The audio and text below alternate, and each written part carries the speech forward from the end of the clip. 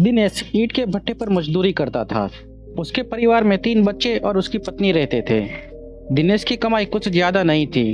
वो अपने बच्चों को अच्छे कपड़े, जूते दिलाने के लिए कई बार सोचा करता, पर वो दिला नहीं सकता था क्योंकि उसकी आमदनी सिर्फ कमाने खाने तक ही रह जाती थी। दिनेश भी लाचार था। वो चाहकर भी कुछ नहीं कर पा रहा था। उसकी पत्नी सविता बहुत ही समझदार थी। वह किसी तरह एक एक पैसे बचाती रहती थी, जिसे वह मुश्किल समय में उपयोग करती थी। सविता अपने बच्चों को घर पर कोई न कोई हुनर सिखाती रहती थी। एक दिन दिनेश रात्रि का भोजन कर रहा था। उसकी पत्नी ने कहा, दिवाली का त्योहार आने वाला है। इस बार हम कैसे भी करके अपने बच्चों को नए कपड़े दिलाएंगे। दिनेश ने कहा, ठीक है, मैं पूरी कोशिश करूंगा कि दिवाली के इस त्योहार पर हमारे बच्चे नए कपड़े जरूर पहने। दिनेश अब और अधिक मेहनत करने लगा, जिससे वह दिवाली तक कुछ अधिक पैसे जुटा सके। उधर सविता अपने बच्चों की खुशी के लिए लोगों के घर में जाकर झाड़ू पोछा करना शुरू कर दिया। दिनेश और सविता दोनों मिलकर पैसे जोड़ने लगे। लेकिन दिवाली के कुछ दिन पहले ही दिनेश के बच्चे की तबीयत खराब हो गई। वह अपने बच्चे को लेकर हॉस्पिटल गया। डॉक्टर ने उसके बच्चे को एडमिट कर लिया। दिवाली के एक दिन पहले डॉक्टर ने कहा, अब आपका बच्चा ठीक है, तुम इसे ले जा सकते हो। दिनेश हॉस्पिटल का बिल जमा करने के लिए चला गया। दिनेश की पत्नी सविता अस्पताल के बाहर अपने तीनों बच्चों के साथ मायूस बैठी थी। अचानक एक कार आकर उसके सामने रुकी। उस कार से हॉस्पिटल का मालिक निकला। वो अंदर जाने लगा। उसने देखा कि सविता अपने बच्चों के साथ मायूस बैठी थी। वो सविता के पास गया और उसके उदासी का कारण पूछा। सविता ने सारी बात सच सच बता दी। हॉस्पिटल के मालिक ने कहा, तुम्हारा नाम सविता है क्या? तुम मेरे घर के बगल वाली कोठी में झाड़ू पोछा करने आती हो ना? उसने कहा, हाँ साहब, मैं वही सविता हूँ। मालिक अपने जेब से कुछ पैसे निकालकर उसे देने कर चला गया। इतने में सविता का पति दिनेश उसके पास आया। उसने कहा, सविता, कुछ पैसे कम पड़ रहे हैं, हॉस्पिटल का बिल ज़्यादा बना हुआ है। सविता ने कहा, ये लो, मेरे पास कुछ पैसे हैं, इससे बिल भर दो। दिनेश बिल भर कर बाहर आ गया। वो अपने पत्नी और बच्चों को लेकर घर चला आया। उसकी पत्नी अपने पति को पकड़कर जोर जोर से रोने लगी। उसने कहा, हम दोनों ने सोचा था कि इस दिवाली पर हम अपने बच्चों को नए कपड़े दिलाएंगे, लेकिन अब हमारे पास खाने तक के पैसे नहीं बचे हैं।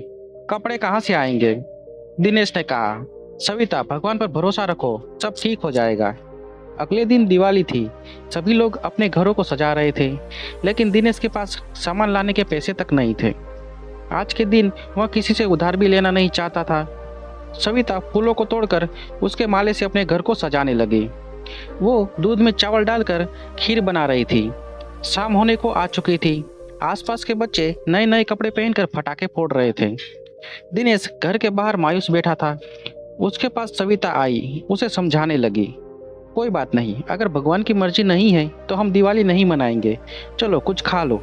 इतने में कार से हॉस्पिटल का वही मालिक दिनेश के घर पर आया। उसे देखकर सविता डर गई। उसने सोचा, कहीं हॉस्पिटल का और बिल तो नहीं बढ़ाया गया जिसे लेने के लिए मालिक आए हैं। हॉस्पिटल का मालिक अपने ड्राइवर से कहता है, कार से सामान निकाल कर लाओ। वह दिनेश, सविता और बच्चों के लिए नए नए कपड़े और मिठाइयाँ लाया था। वह उन्हें उपहार भेंट करते हुए कहा, यह छोटा सा दिवाली का उपहार मेरी तरफ से आपके लिए। मालिक ने कहा, ये रहे पैसे जो आपने हॉस्पिटल में खर्च किए थे। इसके अलावा ये कुछ पैसे मेरी तरफ से आपको दिवाली की भेंट है। यह सब देख सुनीता और दिनेश और उसके बच्चे के चेहरे पर मुस्कान खिल उठी। उन्होंने हॉस्पिटल के मालिक का तहे दिल से धन्यवाद किया। सविता ने अपने बच्चों के साथ खुशी खुशी दिवाली मनाई। उस दिन उसे विश्वास हो गया कि जिसका कोई नहीं होता उसका भगवान जरूर साथ देता है। चंदनगढ़ के राजा विजय सिंह ने राज्य में जगह जगह महल बनवा दिए थे। वो सोचता था कि वहाँ जहाँ जाए उसके विश्राम के लिए महल होना चाहिए। राज्य में उसके अनेक महल थे। उसी राज्य में जंगल के निकट एक झोपड़ी में गोपाल अपनी बूढ़ी माँ के साथ रहता था। जब वो बच्चा था तब उसके पिता की मृत्यु हो गई थी। उसके पास जो खेती योग्य भूमि थी वो लगान न दे पाने के कारण जमींदार ने उससे छीन ली थी। गोपाल जंगल से सूखी लकड़ियां काटकर लाता और उन्हें बेचकर अपनी माँ का पेट भरता। गोपाल बड़ा दयालु स्वभाव का था।